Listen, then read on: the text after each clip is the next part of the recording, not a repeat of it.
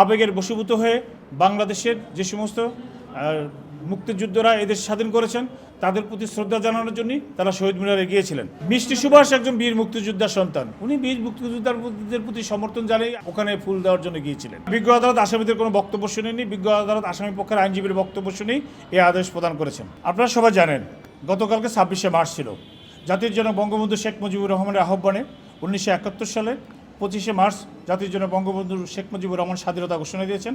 সেই ঘোষণার উপর ভিত্তি করে এদেশে মুক্তিযুদ্ধ হয়েছে, বাংলাদেশ স্বাধীন হয়েছে। সেই জন্য স্বাধীনতা দিবস এবং বিজয় দিবস উপলক্ষে আমাদের আজকের যে আসামি মিষ্টি সুভাষ এবং দুর্জয়, এরা দুজনে মাননীয় প্রধানমন্ত্রী শেখ হাসিনার সপক্ষে ফুল দেওয়ার জন্য শহীদ মিনারে গিয়েছিলেন।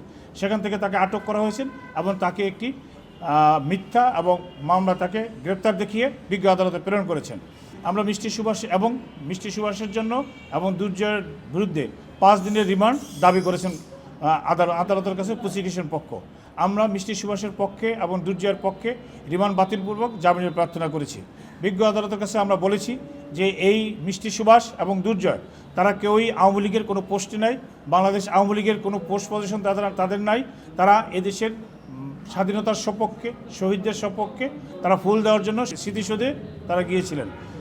বিজ্ঞ আদালতের কাছে আমরা বলেছি তারা সম্পূর্ণ ইনোসেন্ট এবং যে মামলায় তাদেরকে গ্রেপ্তার করেছে, যে সন্ত্রাস বিরোধী আইনে তাদেরকে গ্রেপ্তার করা হয়েছে, সন্ত্রাস বিরোধী কর্মকাণ্ডে ভিতরে মিষ্টি সুভাষ এবং দুর্জয় কোনো কর্মকাণ্ডেই লিপ্ত ছিলেন না। তারা শুধুমাত্র আবেগের বশীভূত হয়ে বাংলাদেশের যে সমস্ত মুক্তিযোদ্ধারা এদেশ স্বাধীন করেছেন তাদের প্রতি শ্রদ্ধা জানানোর জন্যই তারা শহীদ মিনারে গিয়েছিলেন। বিজ্ঞ আদালত আমাদের বক্তব্য শুনেছেন। দীর্ঘক্ষণ পর্যন্ত বক্তব্য শুনে বিজ্ঞ আদালত মিষ্টি সুভাষের 2 দিনের রিমান্ড মঞ্জুর করেছেন এবং দুর্জয়ের 3 দিনের রিমান্ড মঞ্জুর করেছেন। আমরা এর প্রতিবাদ করেছি এবং আমরা বিজ্ঞ আদালতকে বলেছি যে তারা সম্পূর্ণ নিরপরাধ। বিজ্ঞ আদালত আসামিদের কোনো বক্তব্য শুনেনি, বিজ্ঞ আদালত আসামি পক্ষের আইনজীবীর বক্তব্য শুনেই এই আদেশ প্রদান করেছেন। আমরা তো অবশ্যই অসন্তুষ্ট, আমরা ক্ষুব্ধ।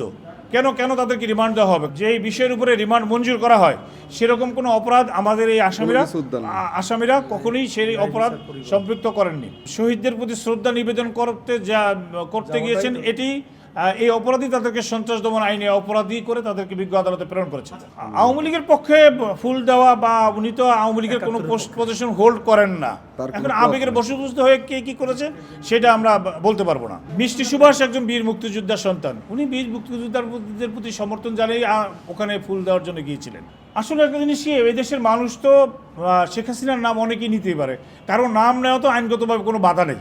অপরাধ কি করছে কি না করছে এটা তো দেখবে আদালত, এটা আদালতের দায়িত্ব, এটা বিচার বিবেচনার বিষয়। এখানে তো মনে করেন কেউ কারো নাম নেওয়া বা কারো পক্ষে কথা বলা এটা তো কোনো অপরাধের পর্যায়ে পড়ে না। কোনো ফাঁসির আসামির পক্ষে নাম নেওয়া বা দণ্ডপ্রাপ্ত আসামির পক্ষে কোনো নাম নেওয়ার ব্যাপারে বাংলাদেশ দণ্ডবিধি আইনের এবং সন্ত্রাস বিরোধী আইনের কোথাও কোনো নিষেধাজ্ঞা নাই। বিজ্ঞ আদালতকে আমি যে কথাটা বলেছি যে উনি রাষ্ট্রীয় দলের কোনো পোস্ট পজিশন উনি হোল্ড করেন না এবং কোনো পদ পদবিও ওনার নাই এবং ওনার সাথে যে আরেকজন কো-অ্যাকিউজড আছেন তারও কোনো পোস্ট পজিশন নাই। ওনারা সমর্থন করে হয়তো সেই আবেগের বশীভূত হয়ে কেউ কোথাও যেতে পারে, এইটাতে আমি কোনো বাধা দিচ্ছি না। দেশে দেশে সবার সাথে দ্য নিউজ।